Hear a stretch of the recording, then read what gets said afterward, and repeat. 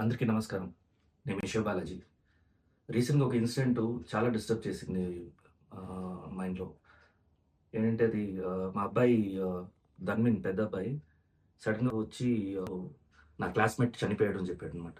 అదేంటి ఎలా అయింది అంటే రోడ్‌లో నుంచున్నప్పుడు ఒక ఆర్టీసీ బస్ వచ్చి గుద్దేసింది అని చెప్పాడు తను. కొంచెం బాధపడ్డాను. అండ్ కొంచెం డిస్టర్బ్ కూడా అయింది. బట్ వీడియో చూసినప్పుడు ఎంత కోపం వచ్చిందంటే ఆ అబ్బాయి పాపం పొద్దున్న తన స్కూల్‌కెళ్ళడం కోసం, స్కూల్ బస్ కోసం వెయిట్ చేస్తున్నాడు. ఒక కార్నర్‌లో రోడ్‌కి పక్కన చాలా సేఫ్ ప్లేస్‌లోనే. అండ్ యాక్టివ్ కూడా ఉన్నాడు. అండ్ ఏదో సెల్ ఫోన్‌లోగో లేకపోతే దేంట్లోనో చూసుకొని అది కాన్సంట్రేషన్ లేకుండా కూడా కాదు. సడెన్‌గా ఒక ఆర్టీసీ బస్సు ఫాస్ట్‌గా వస్తూ ఒక వెహికల్ కార్ వచ్చి అడ్డం వచ్చిందని చెప్పేసి బ్రేక్ కంట్రోల్ కూడా లేకుండా అట్లా తిప్పేసాడనమాట. అంటే అంత స్పీడ్ అది. తిప్పేసాడు. ఆ అబ్బాయిని డైరెక్ట్‌గా వెళ్లి గుద్దేసాడు.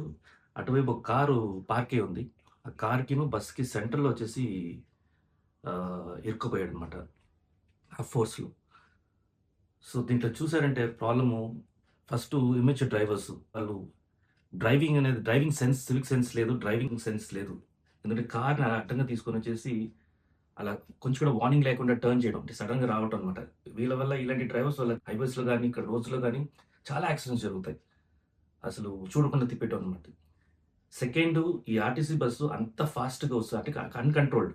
బ్రేక్ వేస్తే కంట్రోల్ అవ్వని స్పీడ్ అనమాట అది. అంత స్పీడ్‌గా వచ్చి కంట్రోల్ లేకుండా డైరెక్ట్‌గా వచ్చేసి లెఫ్ట్ తిప్పేసాడు. ఆ అబ్బాయి మీదకెళ్ళిపోయింది. సో, అంత హెవీ డ్యూటీ బస్సు ఎందుకు అంత ఫాస్ట్‌గా రావాలి? అంత ప్యాసింజర్స్ ఉండే వెహికల్స్‌లో అంత ఫాస్ట్‌గా రావచ్చా? సో, నాకేమనిపించిందంటే ఆహ్, ఈ డ్రైవరు ఎవరు ఇమ్మెచ్యూర్ డ్రైవర్ ఎవరు అలా టర్న్ చేసాడో అతను వాళ్ళ కారు అంటే అతని లైసెన్స్ టోటల్‌గా పర్మనెంట్‌గా వచ్చేసి తీసేయాలి. అండ్ కార్‌ని కూడా సీజ్ చేసేసేయాలి. అదేలాగా డ్రైవర్ దగ్గర ఆర్టీసీ బస్ అసలు ఫుల్ కండిషన్‌లో ఏముంది? ఆ బస్‌ని అసలు ఎవరు అప్రూవ్ చేశారు? ఆ డ్రైవర్ అంత ఫాస్ట్‌గా వెళ్ళడానికి ఆహ్, పనిష్మెంట్‌గా అసలు తను గవర్నమెంట్ జాబ్ నుంచి తీసేయాలనిపిస్తుంది. సెకండ్ వాళ్ళ ఫ్యామిలీ ఏమైంది? ఏంటి అనేది. బికాజ్ ఇలాంటి యాక్షన్ వస్తేనే రోడ్ సేఫ్టీ బెటర్ అవుతాయి. ద సేమ్ టైమ్ స్టూడెంట్స్ ఇలాంటి పికప్ పాయింట్స్‌లో వాళ్ళకి సేఫ్టీ అనేది ఫస్టు ఇవ్వాలి. ఎక్కడ పడితే అక్కడ నుంచొని, ఎక్కడ పడితే అక్కడ బస్సు ఆగటం అనేది ఆ సిస్టమ్ అనేది టోటల్‌గా తీసేసి ఒక స్టాండర్డ్ సిస్టమ్ తీసుకురావాలని కోరుకుంటున్నాను. పికప్ పాయింట్స్ వచ్చేసి జోన్ డిజైన్ చేయాలి. సో దట్ వెహికల్స్ వెళ్ళే వాళ్ళు కూడా వచ్చేసి ఒక అవేర్‌నెస్ ఉంటది. ఇక్కడ పికప్ పాయింట్ ఉంది స్టూడెంట్స్‌ది అని. సో ఇలాంటి ఇష్యూస్ ఫ్యూచర్‌లో రాకుండా ఉండాలి అంటే మనందరూ దీన్ని వాయిస్ ఔట్ చేయాలి.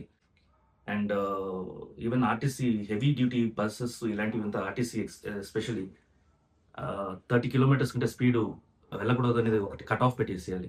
సో, ఇలాంటి థాట్స్ ఉన్నాయి. సో, మీరు కూడా అవన్నీ షేర్ చేసుకోండి. ఫ్యూచర్‌లో ఇలాంటి పిల్లలకి ఏ డిస్టర్బెన్స్ రాకుండా ఉండాలని కోరుకుంటున్నాను. మనం ఇండియాలో యాక్సిడెంట్స్ ఇలాగే జరుగుతాయి. అది మనం మార్చలేము. అది ఇది అని చాలా మంది మాట్లాడుకుంటాం. బట్ ఈ ప్లేస్‌లో సంథింగ్ ఒక స్టెప్ తీస్తున్నా నేను.